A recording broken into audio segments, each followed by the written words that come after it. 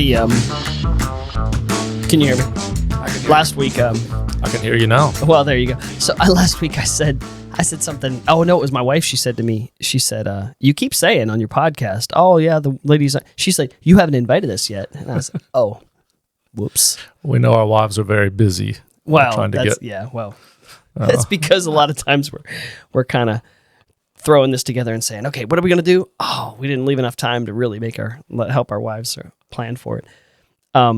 So last week we talked about conflict resolution, and you wanted to kind of continue on that vein, and we kind of thought about that for a little while. That's right. After we argued, we finally resolved to do what I wanted to do. No, I just that's the steamroller approach to conflict resolution. Well, I'm used to being a CEO, and so are you. You have a church and have a business. It's different, but so I thought it would be nice to settle on forgiveness, because obviously that's one key to resolving conflict. It's obvious. I mean, you can sweep things under the rug and think that things are resolved, but true resolution comes with if there's an offense, a specific sin or offense, with forgiveness. And I heard, and you tell me what you think about. I heard this proverb I read just today. Actually, it said, if you find yourself on if you find that you got on the wrong train, get off at the very next stop. The further you go, the more expensive the return trip is. Uh-huh. And I thought, that's an interesting way Pretty to profound. think. It is. Yeah. And I thought, man, that is and so what it reminded me of is it reminded me of the arguments that I had early in marriage with Brandy, that it seems like with every passing minute, it got more and more expensive. Yeah. If that makes sense. Not financially, obviously, but it seemed like it got colder and colder and more difficult to return with every passing. Yeah. So I remember, and I never again, but I remember there were days that we went with disagreements between us early in marriage in the first couple of years.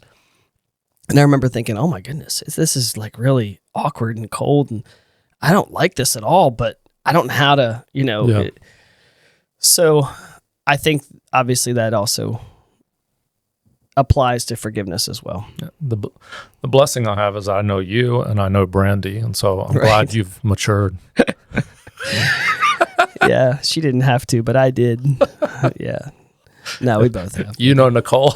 Yeah, as well. I do. So. We're married to saints. Yeah, we are. So when it comes to forgiveness, the one concept that I thought of that was not just that one with the obviously dealing with not letting too much water go under the bridge because it gets more and more difficult. But the other thing that I thought was, what do you think about looking at forgiveness? Because one translation of the Lord's Prayer talks about debts and debtors. Yeah. Right? Forgive me my debts as I forgive my debtors, right? And I think that's an interesting way to put it, because what do you think about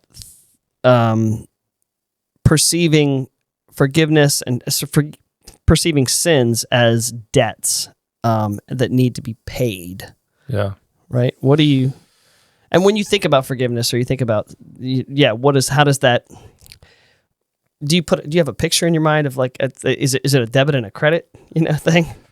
I think in some ways it is, certainly. I mean, obviously there was a debt that had to be paid by the Lord on the cross, So when you think of in terms of our debt that was owed, at that point there had to be a blood sacrifice, which essentially was the payment for our debt. That's why I think we talked about this a little bit last time, but the substitutionary atonement of Christ, which is so important for us to realize that it was important for him as the God-man to die upon the cross.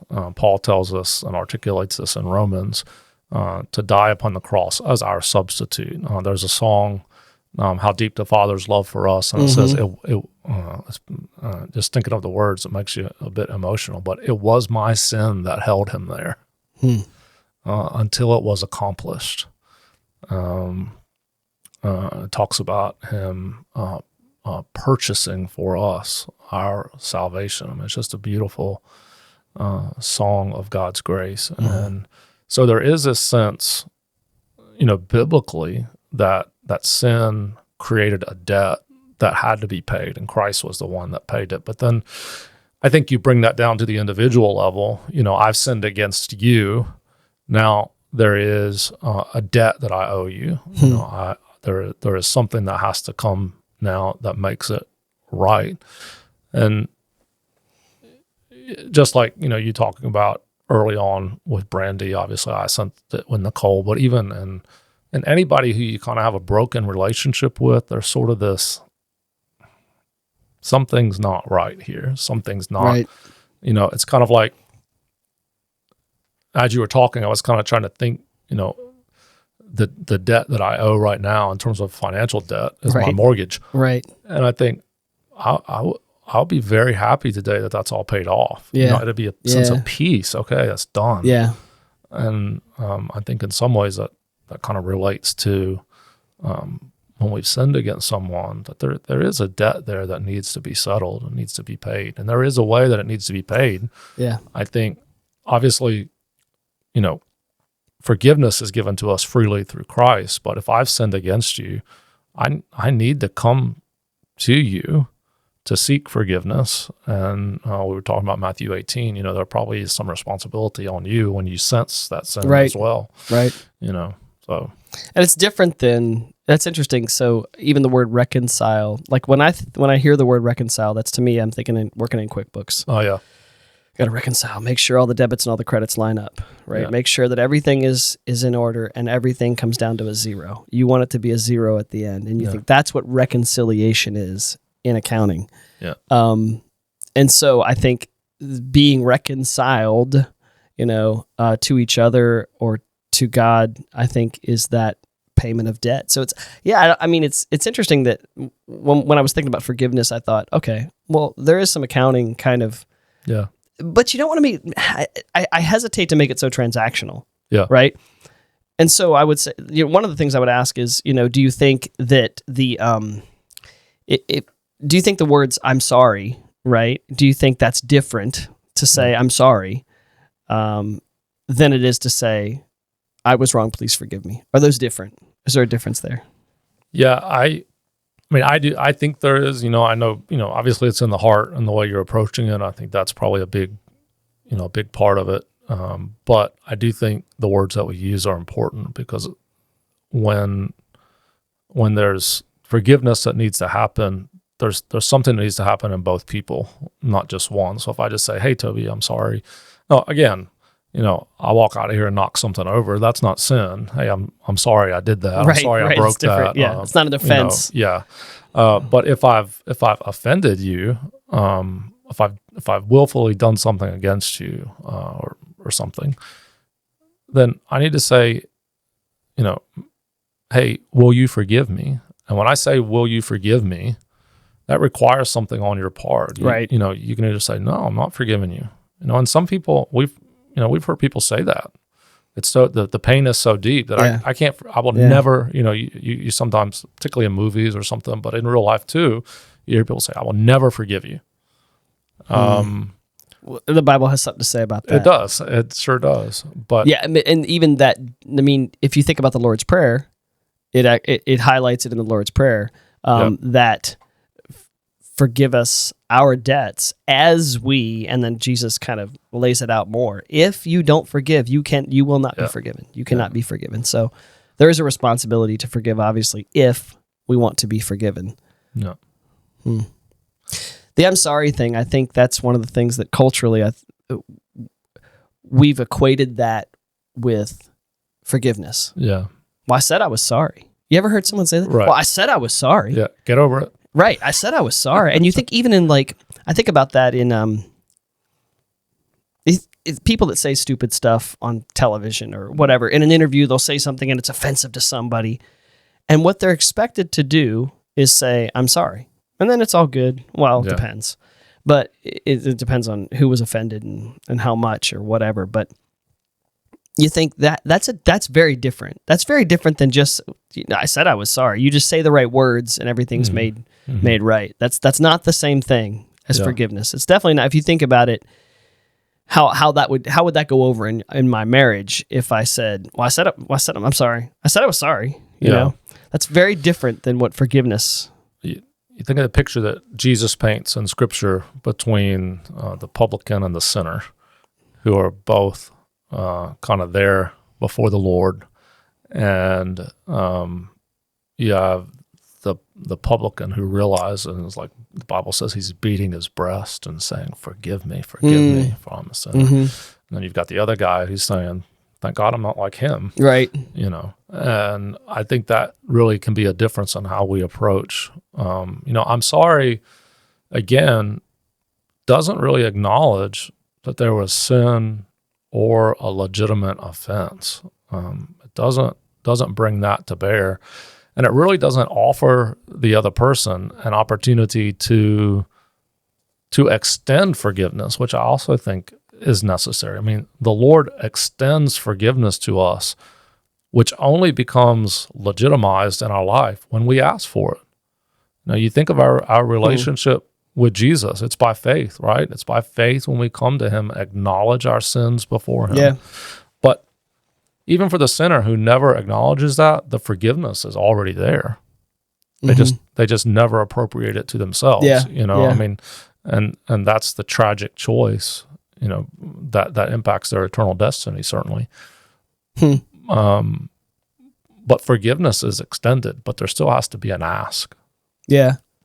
I think I've talked to people before about generosity, and to me, and I think in pictures and I think in analogies, generosity to me, when you see true generosity happen in someone's life, it's like open hands. It's whatever I have, it's available. I'm going to open my hands, and what that does, opening your hands, is it not only allows others to freely take or receive what you're giving, but it allows you to receive in return, and so you think you can't have closed hands and receive, and you can't have closed hands and give. So to give and to receive, you have to have open hands. And I think it's the same concept to me when I hear the parable of the man with the great debt who was forgiven much, and then he goes and then just absolutely rails on someone for a small debt that he owes him, and he's brought back to the master, and the master says, "What are you doing? Like, I forgave you a great debt," and then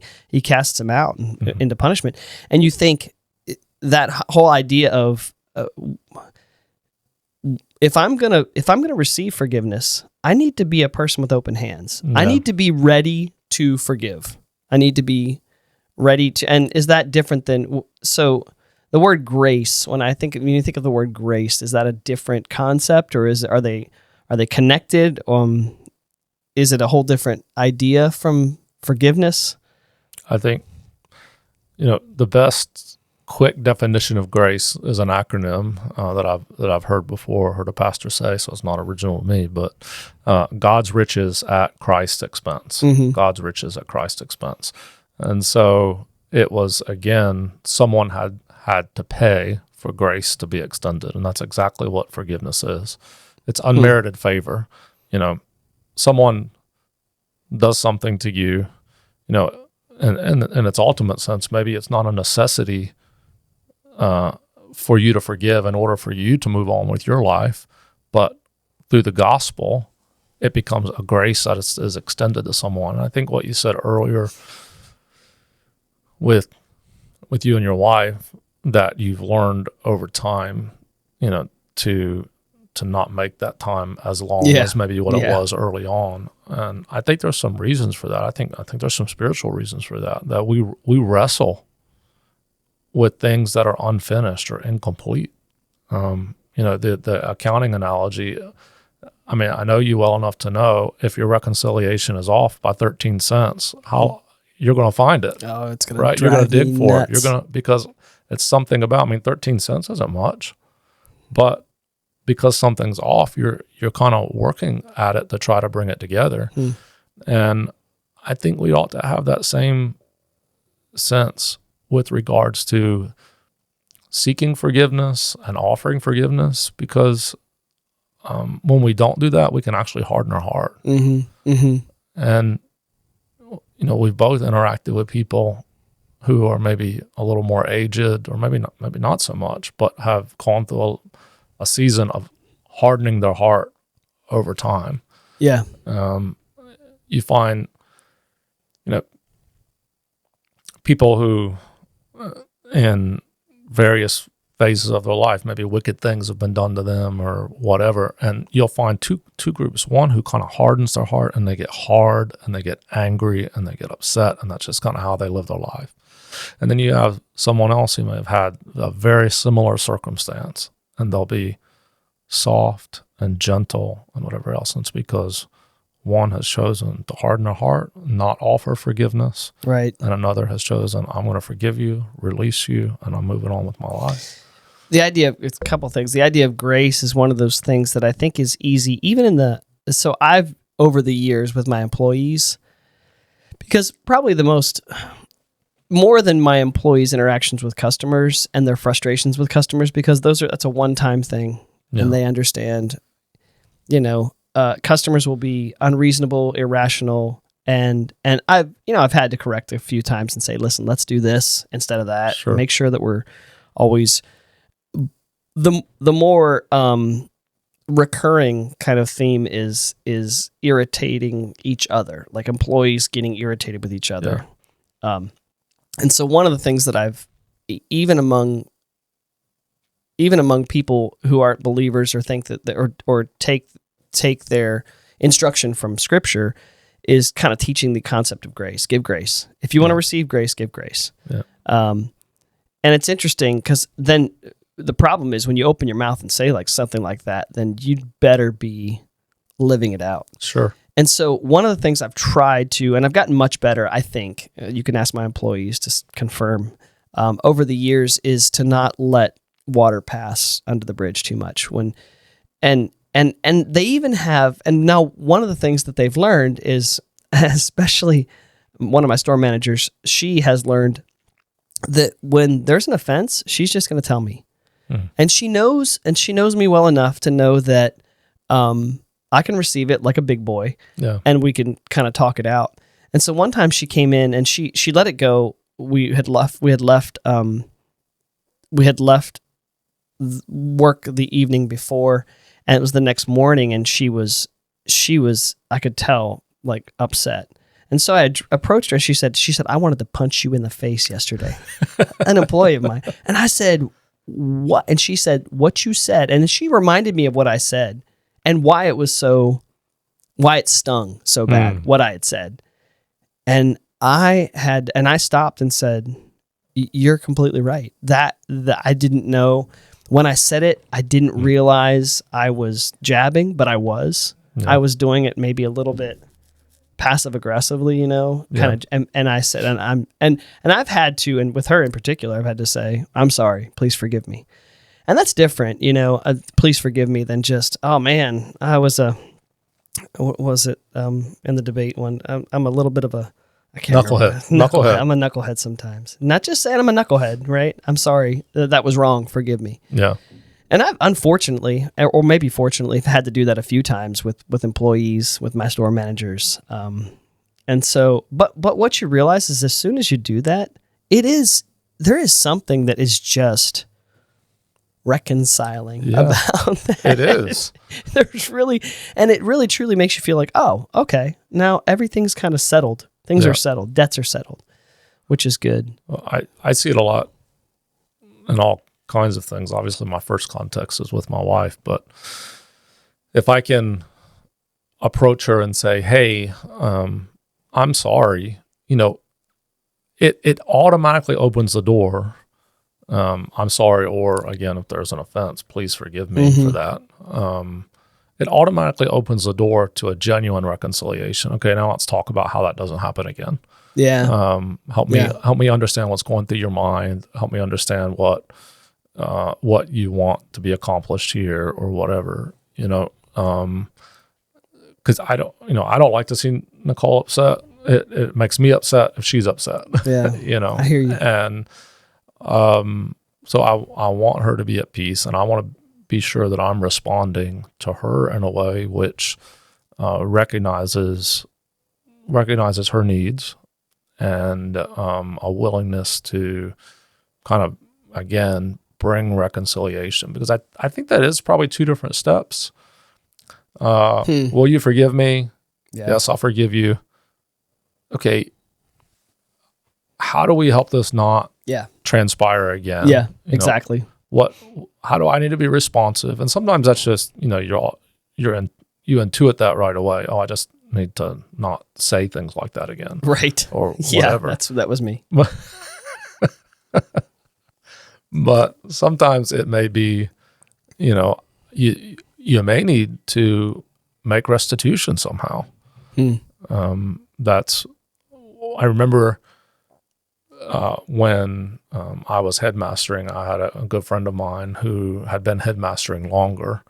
And at times when we would have to discipline kids for acting out in the classroom or whatever, we would require that, hey, if they made an offense, you need to go ask for forgiveness. But we'd also make them do some sort of restitution.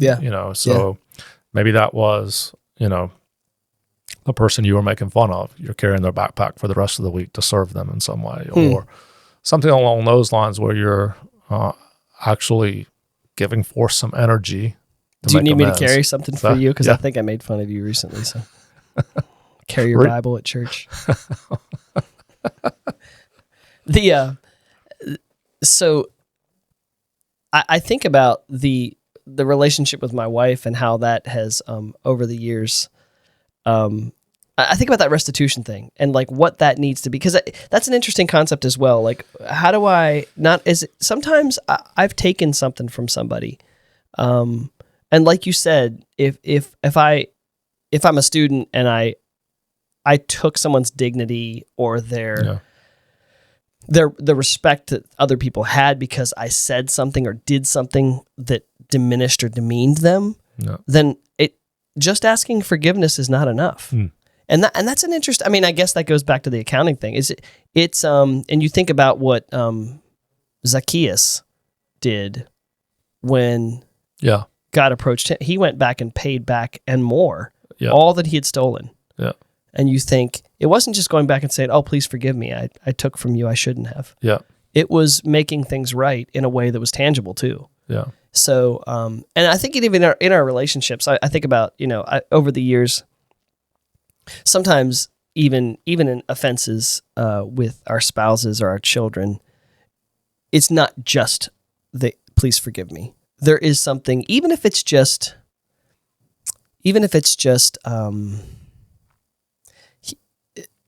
humility, and even the way you approach them, grief over how you've offended them. Yeah. I think that does a little bit for it, but in counseling, do you think, is there differences between men and women, or as far as how they forgive, or what? Maybe I would even ask this: what are the typical things that you think keep us from being able to forgive and being able to ask forgiveness? Does that make sense? Yeah. Yeah. I think, number one that pops in my mind is pridefulness. Yeah, I agree. We think more highly of ourselves than what we ought. And so to go to someone and say, "Will you forgive me?" So I think sometimes we think, okay, you and your spouse get in an argument with one another. Both of you say things that you shouldn't say. You realize, hey, I need to ask forgiveness for this. This was foolish. I shouldn't have approached it this way. And you say, "Hey, will you forgive me?" And maybe they say, "Yeah, I'll forgive you." Is it you're like, they're waiting, like, okay, right. You need to ask me the same thing, and that's a wrong way to approach it. I'm not asking, if you and I are in an argument, I shouldn't ask you for forgiveness and be upset if you're not asking me for forgiveness in the same breath when you're offering forgiveness. It's not a transactional well, kind of thing. We both said things. Right, right. Yeah, you could do and even saying it like that, hey, I know we both said things we shouldn't have said. will you forgive me? Now that's really prideful. Right. I'm being the better one. Right. I'm coming first. to you. Now I'm it's your asking turn. first. I'm the better one here. So I think you have to be really careful of all the ways that pride can creep in. I'm more prideful because I'm more humble.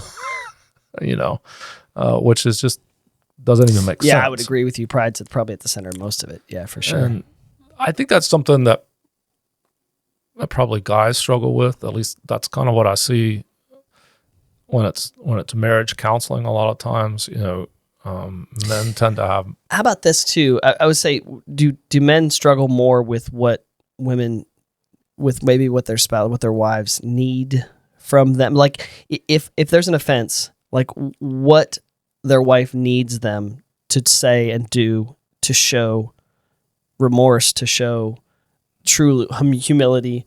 Like it's not just saying. I mean, do you think maybe there's a disconnect with understanding what the other?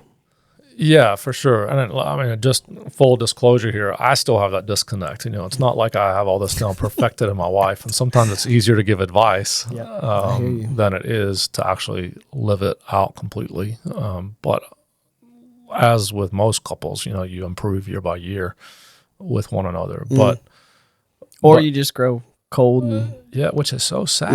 Yeah, and I've seen that. I've seen couples that they just grow cold and distant. But I do think that's one of the ways that men can help lead in their home and in their relationship is by being quick to forgive. Just thinking through, this wasn't worth it. I wish it hadn't happened. Please forgive me for my part in it, and be willing to move on and do what it takes to bring things back together. And what I have seen sometimes is men get frustrated because they feel like, well, I'm always apologizing. Doesn't bother me at all. That's okay. Just deal with it. I would probably say that's most of the time. It's probably me asking forgiveness and apologizing, because most of the time I'm the one that's speaking before I think. Yeah. Right. And she doesn't tend to do that as much as I do. I'd say maybe I would say one thing: if you're an extrovert, you may really want to take note. Extroverts, type A, people like me, tend to speak impulsively, and that gets us into trouble so often. And so when people say, are you the one? Yeah, I'm usually the one saying, yeah, I'm sorry. That was, Same with me. I see it with Nicole and our relationship. Yeah. And I think part of that is because I'm out of the home a lot. I come home and I think, oh, this should be like this, or you should have handled the kids this way, or you should have done this, or that. And I'm like, why didn't you do this? I could tell you're in trouble. Right. And man, I wish we had one of those like little alarms. That can become offensive instead of me walking in and serving in some way, walking in and seeing what are the things that are on, this was like way back, maybe in episode 1 or 2, when we talked about, people saying, I think you made the comment, it's not a 50-50 relationship. You can't build any solid relationship is never 50-50. It's always 100. You got to put everything into it, particularly your marriage. Yeah. And so if I come home and I see things that are important to my wife, for my wife, I know having things together in the kitchen are important. She doesn't want dishes sitting around. She likes it to be cleaned up. She doesn't want stuff on the floor. She wants things organized, And so if I walk in and see it, then I need to say, okay, that's part of my responsibility to help make happen. And sometimes it's that little junk that creates the big problem. Why wasn't this done when I came home? Why weren't things cleaned up? Why wasn't this? Why wasn't that? That's, like you said, a danger talk. Yeah, right. What as parents, what has been, I think about kids that don't learn to forgive become spouses that don't learn to forgive. And so when my children learn well, hey, you've offended or you've sinned against your brother or your sister, and maybe even like what terminology should we use those terms? I mean, should we use those terms? You've sinned against your brother. You've sinned against your. I'm trying to think back. I don't think that's typically the language I use, but we have asked them, in the past to ask forgiveness of each other. And I think that's one thing as parents should probably get comfortable with those words, because if a child goes through their whole childhood and never learns to ask forgiveness, they're probably going to have a really hard time with it. Yeah. When they get into a relationship with a spouse. Yeah, I think so. Teaching your kids. I know, like for my older two, my wife and I both have gone to them and said, hey, forgive us. Oh, we were learning, and there's some things that we did, ways that we disciplined, things that we expected of you that probably you weren't ready for. And we need you to forgive us for that, because we've learned things as we've gotten older to approach things in a different way. I actually think for my kids, particularly my oldest kids, that's been important to them, because they see, with 7 kids, they see a distinction in how some are being raised. And again, it's not because we're intentionally trying to change things or you prefer one over the other. It's because you're learning over time. And so some things you do earlier in life maybe don't have as much wisdom as things later in life. Yeah, I think one of the things that I've learned over the years is that the person with the power in a relationship, parents over children, when that person can learn, there's something really significant about someone or an employer, an employee, to have a parent say to a child, I was wrong, please forgive me. Yeah. Have an employer say to an employee, I was wrong, will you please forgive me? There's just something significant about that. I've seen it. I know I've seen it because I've had to be the one to say it. How often do you think it happens in business? An employer asking an employee for forgiveness? I don't know. I mean, I know that I'm a ding dong is what I say to my kids sometimes. So there's things that I say sometimes, again, because my mouth opens before my brain really stifles it sometimes. I've had to. I know I've had, and I would like to think that there are employers that that it's commonplace, because that there's offenses. How much does a Christian ethic play into that for you though, as a business owner? I think sometimes people separate like church life or Christian life from that's a good point. Me living in the real world. I would wonder. I don't see it that way. Yeah, I hear you. But I think for you, if we would say you have a hand in both worlds, how much does a Christian ethic play into your That's approach a good point. to those things? It's a really good point, because then you say, like, if this is something that, how do you give this same instruction to someone who doesn't have a biblical background in the way that they think or act? Yeah. And I don't know. I mean, I think there's obviously some common niceties, of I'm sorry, and then the forgiveness thing. It does. I think it kind of, that whole concept of forgiveness kind of bubbles up out of Christianity into the secular world, and so I think people understand. But I think you're probably right. The fact that I know that I need. So I'll tell you this. So one of the things that comes up when you're in church and you hear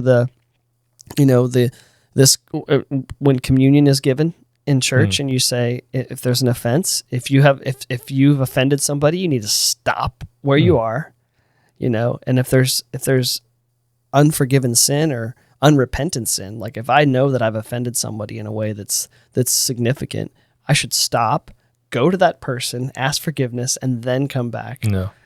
And I take that very seriously. So I think outside of a Christian or biblical context, I think people wouldn't think about that, that I need to have reconciliation with my employees or other people that I'm responsible for, if I want to be able to be forgiven. So, yeah.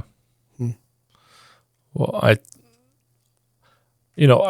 several years ago, and maybe it's still prevalent, but when I was reading more literature from the business world and trying to make some application to the church world, servant leadership was a big Mm-hmm. kind of paradigm for how to approach business. You saw it in a lot of secular books on business all talked about servant leadership approach to managing employees and interacting with customers and things of that nature, which is all biblical. It is from the Bible. It's the way that Jesus led. And you even saw some people who weren't necessarily Christians writing books about the way to approach business concepts and kind of a servanthood sort of posture. Mm-hmm.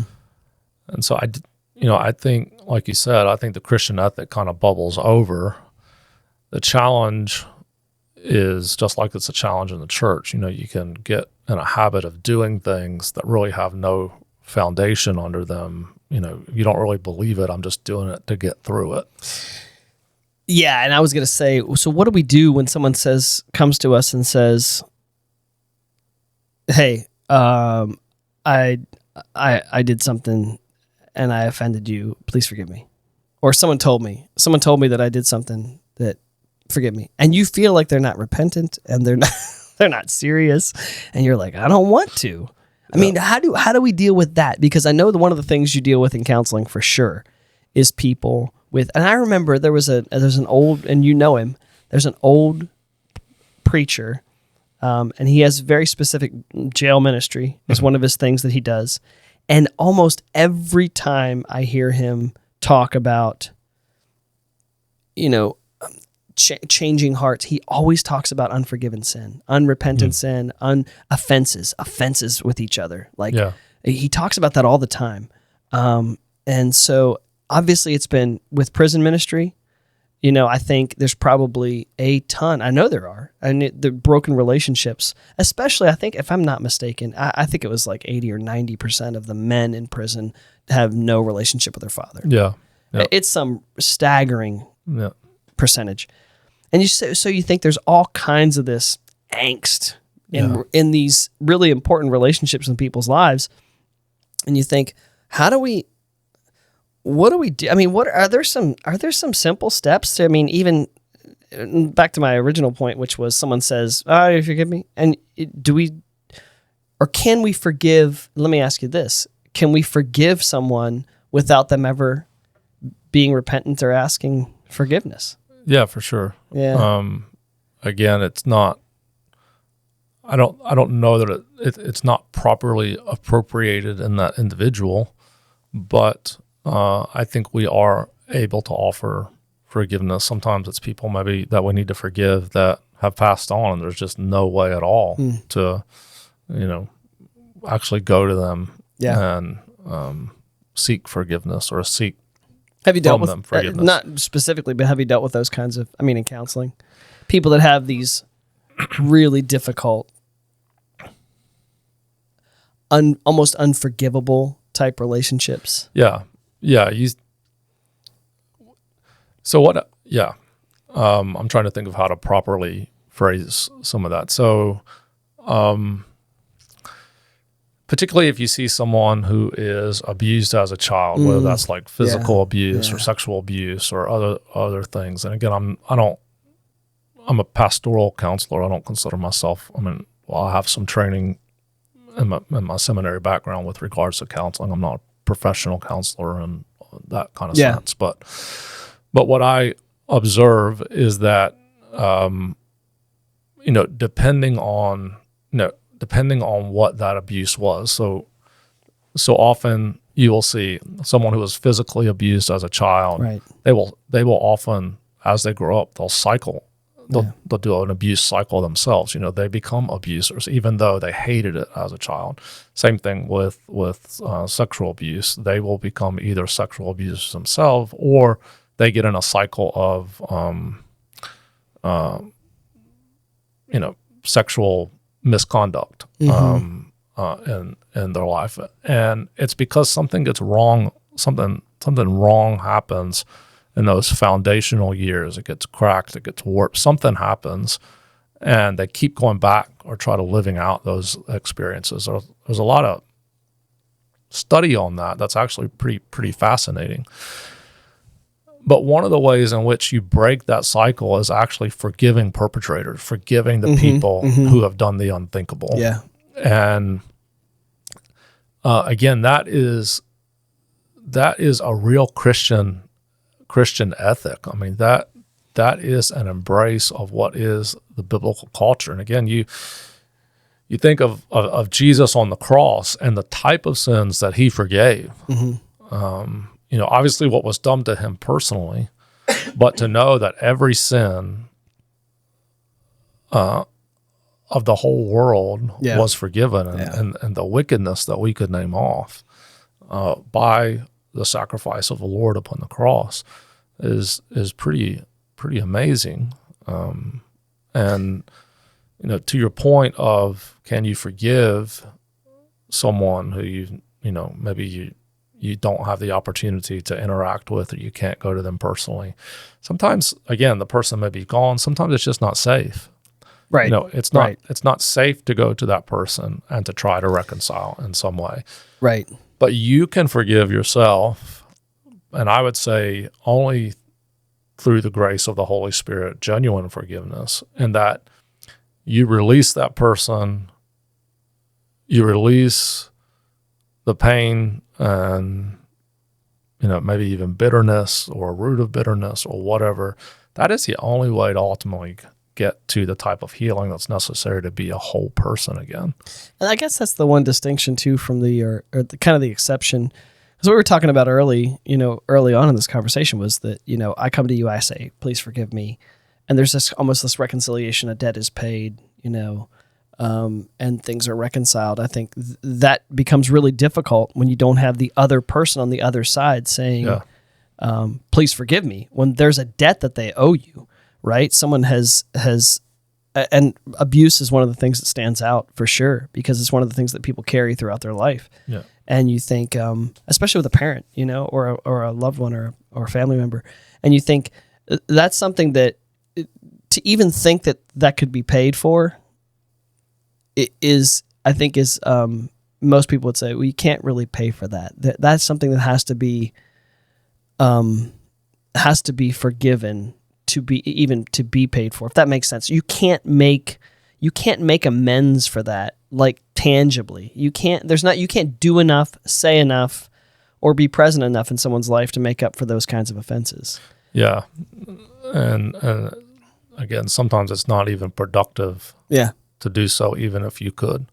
But that's where the person who is the offended party, that kind of goes back to asking, instead of saying, I'm sorry, asking for forgiveness, that the offended party actually has to offer something. The offense actually costs the offended party something. Yeah.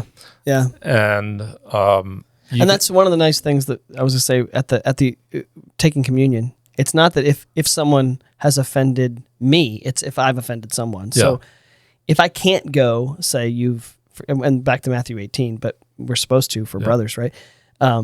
It's the person who actually has offended that's supposed to get up from the communion table and go, not the other person. Yeah. Well, you think, again, the Lord was the offended party. He came to us. He offered forgiveness to us, whether we receive it or not, or we admit it or not. He's the one that approached us first. And so, I think the way that for a Christian, I think the way that we get through that is we look to the example of the Lord. We look to Christ's example, and that's what gives us the ability to not expect a restitution or expect even maybe a completeness of relationship in the future, if that's impossible.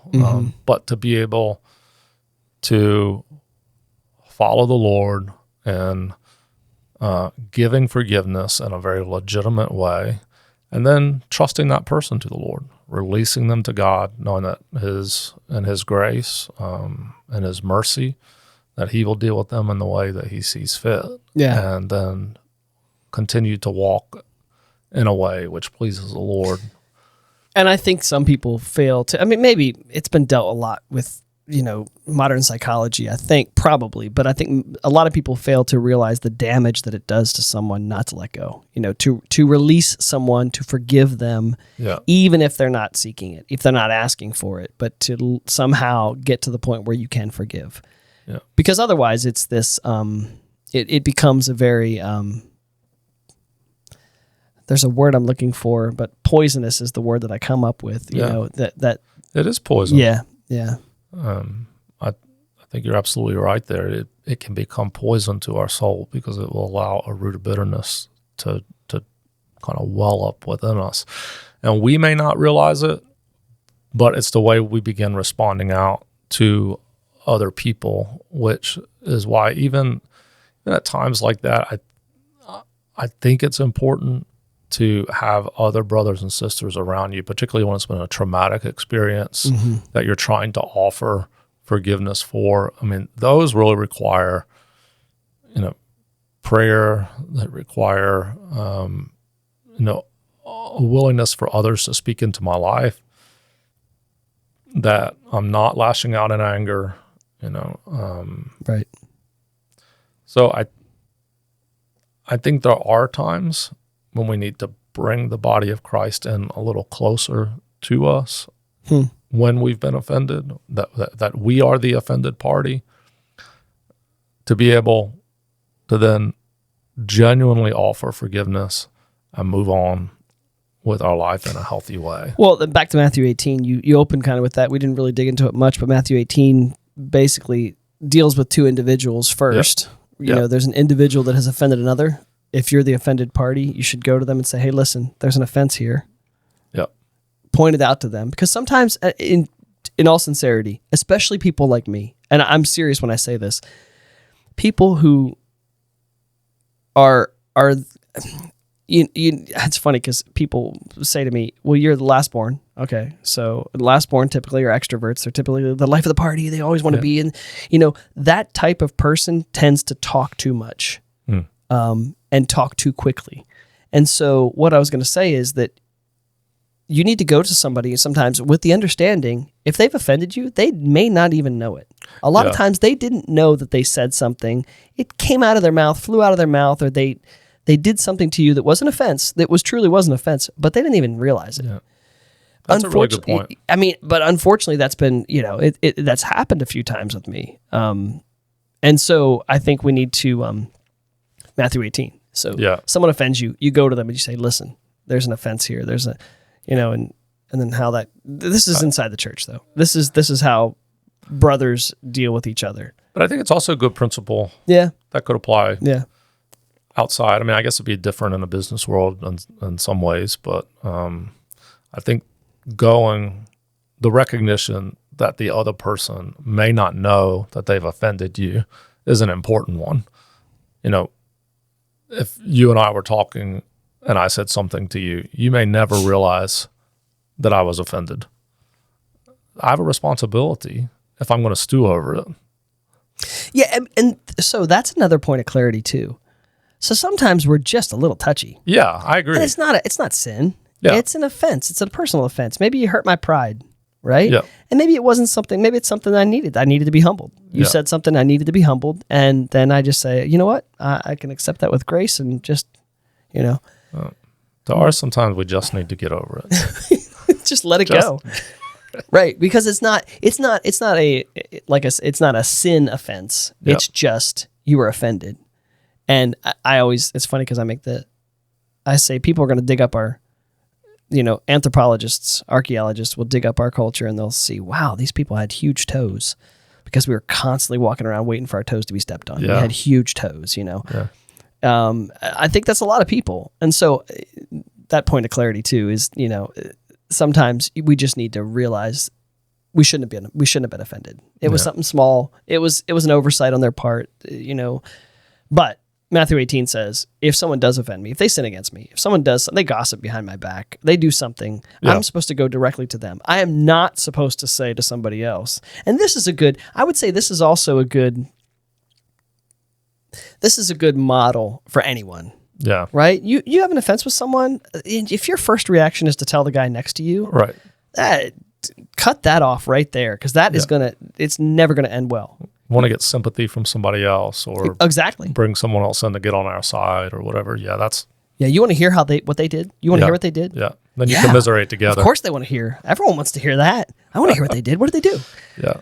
Well, we're supposed to go to them, but and if they won't be reconciled, if they won't ask forgiveness, then we're supposed to take another brother with us, right? Yeah. And the Bible says it's actually a joy that comes out of the reconciliation process. It says you've won a brother, which I think is really a good way to think about it. You've gotten through this together. You've won someone, and sometimes we need help. Sometimes there's been times I've had to mediate. To help sides come together, and it's a little ugly. It can get ugly. It can. That's life, right? Yeah, but it's better than letting it stew.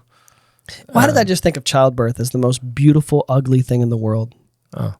It's something came up the other day, and I said I was just talking to my daughter about childbirth, and I said it's one of the most disgusting things, processes, but one of the most beautiful processes. I mean, anyone who's been part of that process knows there's something so magnificent about it. Yeah. But it's just dirty and just kind of gross. Yeah.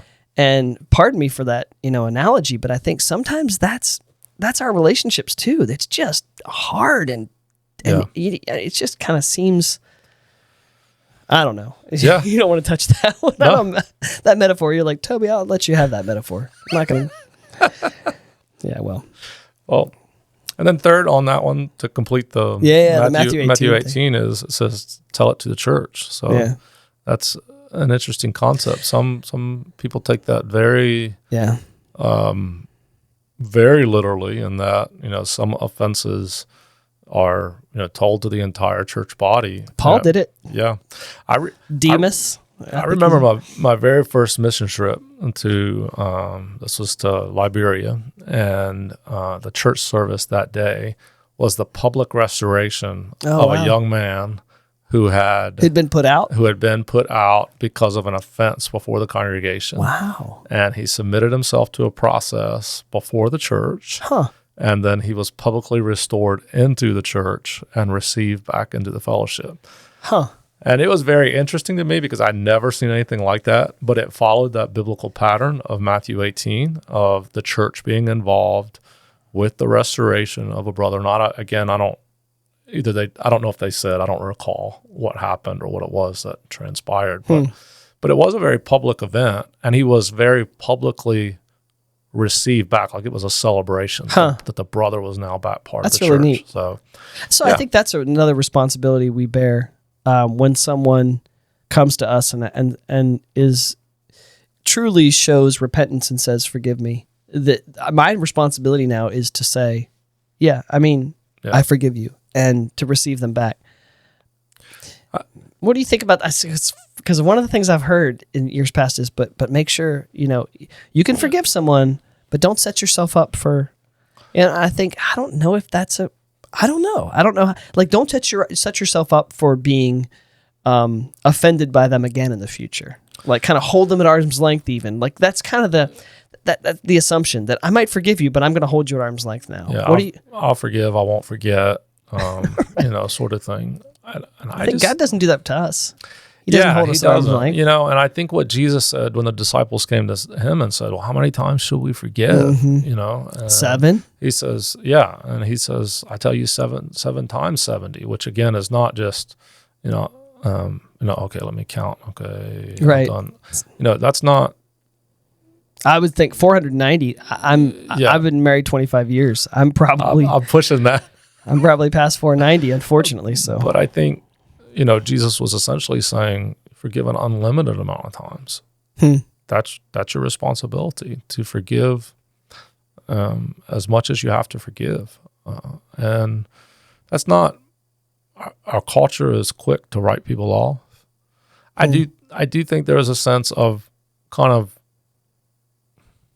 again, I'll go back to the cases of abuse. Somebody who's abusing you, yes, offer forgiveness. Do you let them do it again and again and again and again? Right. You know, I think there certainly is some wisdom in setting boundaries and having the right people in place to help. But if you're talking about, kind of more general offenses of people and, interpersonal relationships and things of that nature, I think you have to consistently welcome people back in because that's what the Lord does to us. How many times has he welcomed us back in? Yeah, I was going to say, if you're going to choose to be the offender or the offended, I'd rather be the one offended because that's what he was. Yeah. Right? He was offended by so many, everybody. And so I think, that's a good, well, I don't want to be the offender. When I am, I need to humble myself and ask forgiveness. It's a good place to kind of wrap up, I think. Yeah. And a good place to kind of wrap up the whole conflict resolution thing, I think, is this concept of forgiveness, because it's one of the things we didn't touch on when we talked about, how to argue well or how to even avoid it. But sometimes it's unavoidable. Conflict's unavoidable, and it usually, a lot of times, conflict will have an offense in it. So cool. Thank you. Good. Thank you. We'll see what comes up next.